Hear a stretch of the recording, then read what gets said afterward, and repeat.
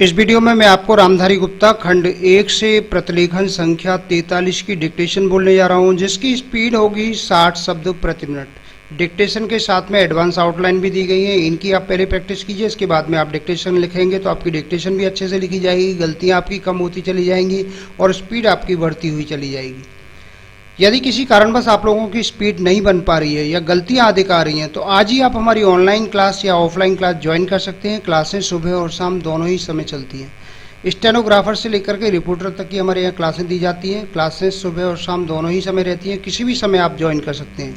मैंने advance outline की बुकें तैयार की हैं, उनको आप ले सकते हैं। बुकों का लिंक नीचे डिस्क्रिप्शन बॉक्स में दिया गया है। बुक खरीदने पर आपको 5 दिन की फ्री ऑनलाइन क्लास दी जाएगी और यदि आप ऑनलाइन क्लास ज्वाइन करते हैं तो आपको एक बुक फ्री दी जाएगी। रामधारी गुप्ता खंड 1 और खंड 2 को लिखने में आपको कहीं भी कोई दिक्कत आ रही है तो मैंने इनकी एडवांस आउटलाइन की बुक तैयार की है, इनको पूरा ट्रांसलेट किया है शॉर्ट हैंड में, इनकी भी आपको बुक मिल जाएगी।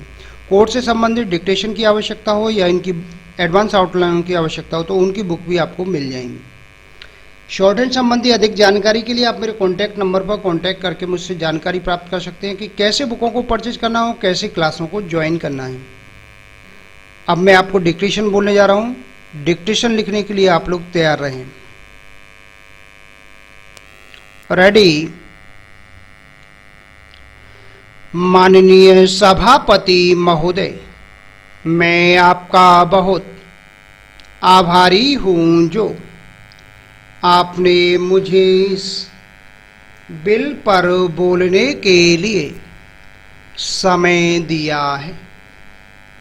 यह जो बिल सहकारिता समिति को एक समिति में भेजने का निश्चय किया गया है, जिस पर कल से बहस हो रही है, उस पर मैं आपके आदेश से कुछ कहना चाहता हूं।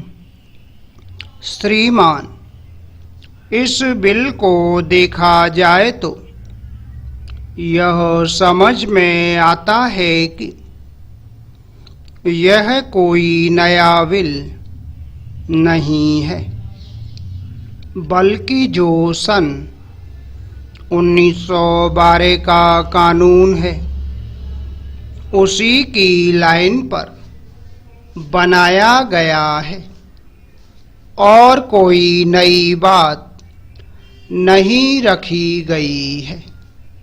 Para change.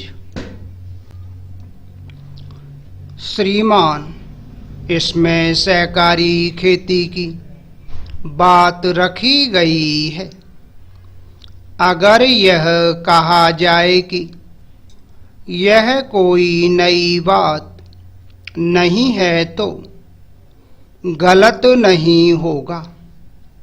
जहाँ तक सहकारी खेती का संबंध है तो उसकी तरफ जनता और विशेषकर किसानों का बिल्कुल कोई झुकाव नहीं है और उनका झुकाव न होने के कारण उन्होंने उसे उस सीमा तक नहीं अपनाया जितनी सरकार को आशा थी।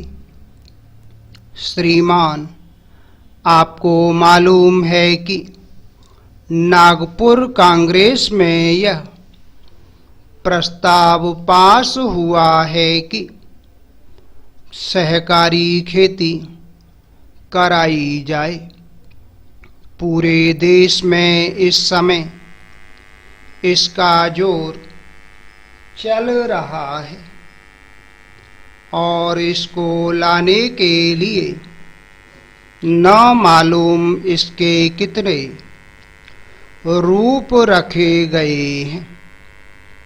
यह कहा गया है कि इसके अंदर कोई जोर नहीं है।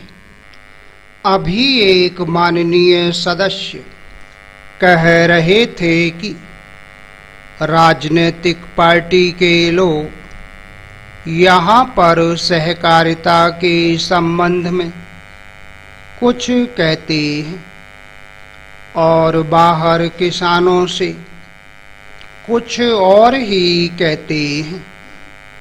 वे किसी से यह भी कहते हैं कि तुम्हारी जमीन छिन जाएगी। मैं यह निवेदन करना चाहता हूं कि यह जो कहा गया है और किसानों के अंदर जो भावना पैदा होती है वह इस बिल से भी स्पष्ट होती है कि वह गलत भावना नहीं है। मैं यह जानता हूं कि जब किसान पार्टी का जोर बढ़ा और किसानों की आवाज ऊंची हुई तो सरकार ने और हमारे नेताओं ने यह कहना शुरू कर दिया कि हम सहकारी खेती को किसानों के ऊपर लादना नहीं चाहते, बल्कि यह तो किसानों की इच्छा पर है। लेकिन इसके साथ ही साथ एक बात मैं पहले भी निवेदन कर चुका हूं और फिर भी निवेदन करना चाहता हूं कि नेताओं का अपना विचार होना चाहिए। किसी सभा में जब यह कहा गया कि यह जो सहकारी खेती शुरू की गई है यह तो अंत में सामूहिक खेती की तरफ ले जाएगी। Full stop. तो दोस्तों ये थी 60 शब्द प्रति मिनट की डिक्टेशन। आपको हमारा वीडियो कैसा लगा वीडियो के नीचे कमेंट बॉक्स में लिखकर अवश्य भेजिएगा। यदि आपको हमारा वीडियो पसंद आया तो वीडियो को लाइक करें, चैनल को सब्सक्राइब करें, जिससे कि जब भी कोई नया वीडियो आए तो सबसे पहले आप उसको देख सकें। आशा है आपको हमारा ये वीडियो पसंद आया होगा। इसी प्रकार से मैं आपके लिए और भी अच्छे वीडियो लेकर आता रहूँगा। तब तक के लिए जय हिंद, वंदे मातरम।